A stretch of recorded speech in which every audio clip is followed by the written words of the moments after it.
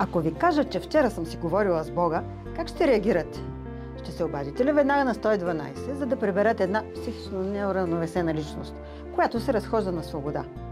Или ще се опитате да ми докажете с научни аргументи, че това е абсолютно невъзможно, защото Бог не съществува? Или пък ще се замислите, че е възможно да съществуват реалности, които не можем да видим с очите си. Според библейската психология, човек е създаден като социално същество. Творецът сам поставя основата на социалното измерение с твърдението си: не е добре за човека да бъде сам. Ще му създам подходящ помощник. На 6-тия ден от сътворението той показва на Адам всички животни. Но първият мъж не намира нито едно, с което да може да общува пълноценно и да бъде щастлив. И тогава получава от Бога своята Ева. Също така, според библейската психология има две измерения на общуването. Вертикално и хоризонтално. Вертикалното общуване с Бога е решаващо за пълноценното хоризонтално общуване между хората. Защото единствено себеотрицателната божествена любов може да ни даде мотивацията и способността за истинско общуване с другите. Исус Христос обобщава тези две измерения на общуването в две кратки, но красноречиви изречения. Да възлюбиш Господа, твоя Бог, с цялото си сърце, с цялата си душа и с всичкия си ум. И да възлюбиш ближния си, както себе си. В основата на библейското общуване стои принципът на алтруистичната любов. Да носиш радост на Бога и на хората. Според библейската психология съществуват само две основни системи на общуване. Първата – парадигма на егоизма. Аз съм в центъра на моя живот и искам да направя всичко възможно аз да се чувствам добре. Другата е парадигма на алтруизма. Аз съм важен, но другият е също толкова важен, колкото мен. Искам да направя всичко възможно, всички да се чувстваме добре. Егоистичната система е дяволската. Алтруистичната система е божествената. Християните са призовани да общуват според принципите на парадигмата на алтруизма. Един пример. През 1941 година командирът на нацистския концентрационен лагер Освенцим в Южна Полша заповяда от 10 затворници да бъдат оставени да умрат от глад заради бягство на други трима. Един от 10-те бил Франтишек Гайовничек, който изплакал: жена ми, децата ми. Тръгнат от тези думи, францисканският монах Максимилиан Колбе доброволно заел мястото му. Ето, това е върховният алтруизъм. Саможертва заради друг човек. Този монах е последвал примера на своя образец – Исус Христос. Апостол Павел казва: Бог показва своята любов към нас това, че когато още бяхме грешници, Христос умря за нас. В началото казахме, че вертикалното общуване с Бога е решаващо за хоризонталното общуване между хората. Пълноценно. Обаче възможно ли е да общуваме с личност, която не виждаме, не чуваме, не докосваме, не усещаме физически? Елън Уайт, моята любима авторка, казва: нито една единствена сълза не пада без Бог да я забележи. Няма усмивка, която той да не види. А псалмистът ни задава леко ироничните риторични въпроси. Онзи, който е поставил ухото, не чува ли? Който е създал окото, не вижда ли? Внушава ни, че макар ние да не го виждаме, Бог вижда, чува, забелязва, разбира, а най-вече съчувства и помага. Той желая да общува с нас, както родителят копнее да общува с децата си. Ако допуснем, че наистина Бог ни е създал и иска да общува с нас, как на практика може да стане това? Първи начин. Бог общува с нас чрез природата. Небесата разказват за славата Божия и просторът известява делото на ръцете му. Ден на ден казва слово и нощ на нощ изявява знание, без говорене, без думи, без да се чуе гласът им. Тяхната вест е излязла по цялата земя и думите им до краищата на Вселената. Ни казва псалмистът. Звездите, галактиките, планетите, всички обекти в космоса се движат по точно определени орбити и се подчиняват на неизменни физични и химични закони.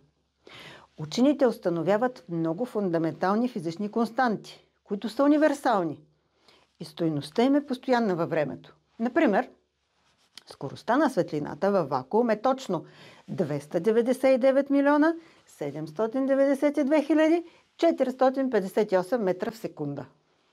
Светлината и всички други форми на електромагнитно излъчване винаги се разпространяват с тази скорост във вакуум, независимо от това къде се намира наблюдателят. Какво би станало, ако се промени само една цифричка от това огромно 9-цифрено число? Свойствата на нашия свят се определят от стойностите на фундаменталните физични константи. И ако някои от тях бяха дори малко по-различни, сложни атомни структури, като тези на живите същества, не биха били възможни. Тоест, нас нямаше да ни има. Вие си решете дали това ви говори за съществуване на интелигентно свръхсъщество или пък не. Обаче, когато се запитаме защо има хапещи комари, защо розите имат бодли, защо има хищници, природата не може да ни отговори откъде е навлязла парадигмата на егоизма, според която някой се опитва да оцелее за сметка на друг. Тогава идва на помощ втория начин, по който ни се разкрива Бог. Бог общува с нас чрез Библията.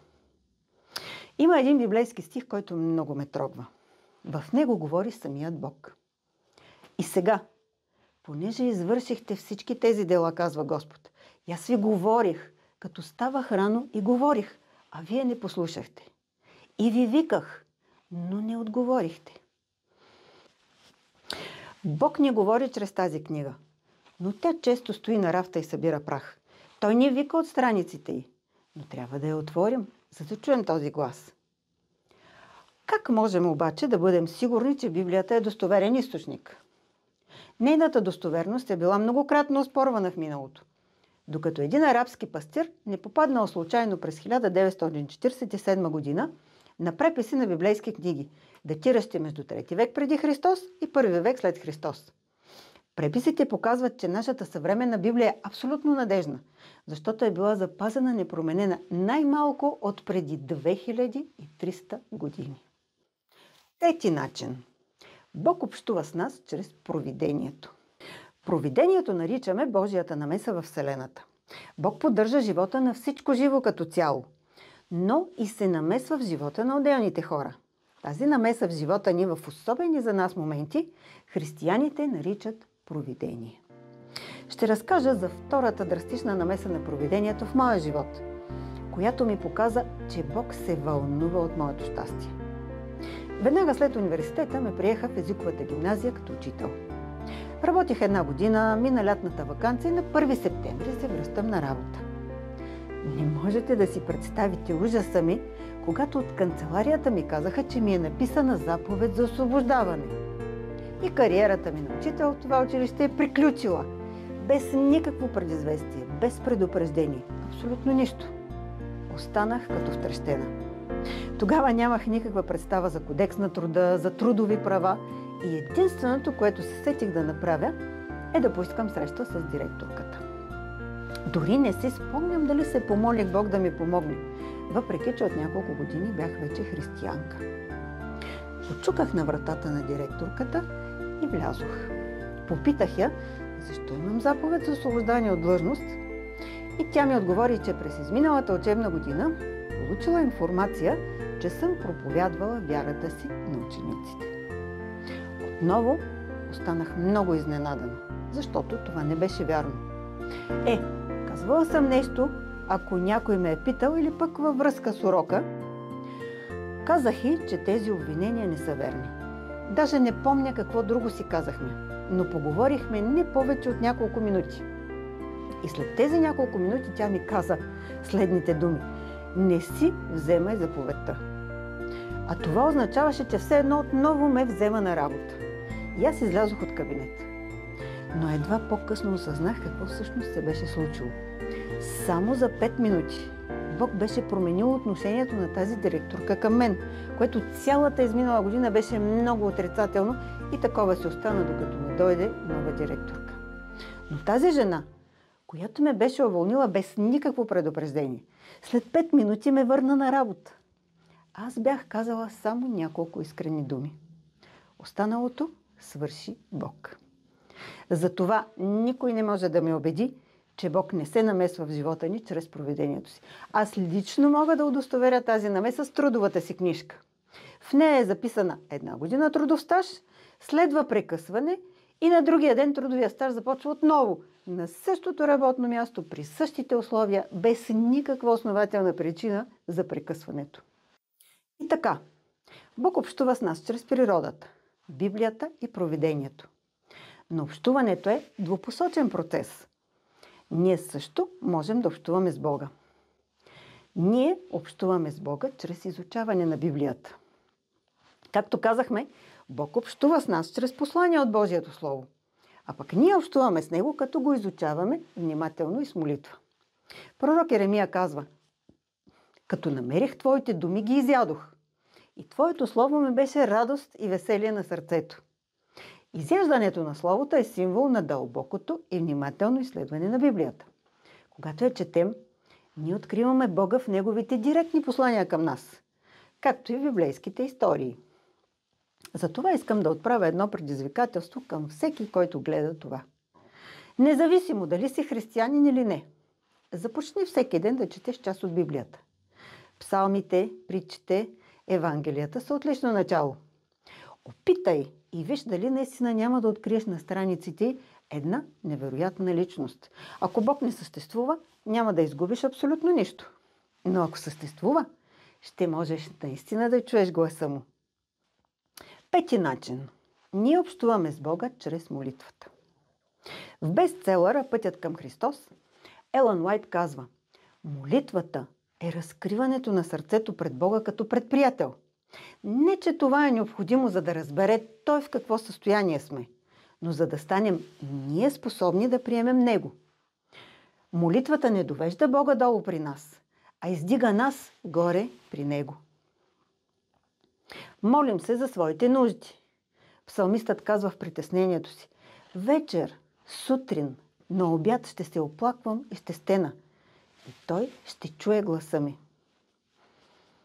Молим се за прошка на греховете. Ако изповядваме греховете си, Той е верен и праведен да ни прости греховете и да ни очисти от всяка неправда. Молим се за другите.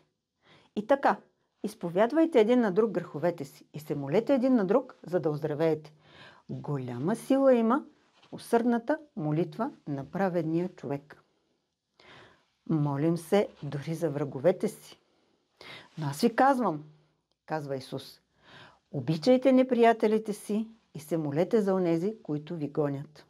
През 1996 година преживях катастрофа и ми беше счупена ключицата. Лекарката от физиотерапията беше много внимателна и загрижена, затова реших след края на процедурите да й подаря книгата "Копнежът на вековете" за живота на Исус Христос. Когато я подадох, тя каза думи, които никога няма да забравя. Много се радвам на този подарък. В практиката си забелязах, че вярващите хора по-лесно понасят проблемите и по-бързо оздравяват. Чудех се защо е така и тази книга сигурно ще ми обясни. Дори невярващи хора забелязват, че общуването с Бога прави хората по-щастливи и по-здрави. Бог отправя към всички хора поканата да го опознаят чрез природата, чрез Библията и чрез провидението. И ако той им хареса, да започнат да общуват с него чрез Божието Слово и искрена молитва.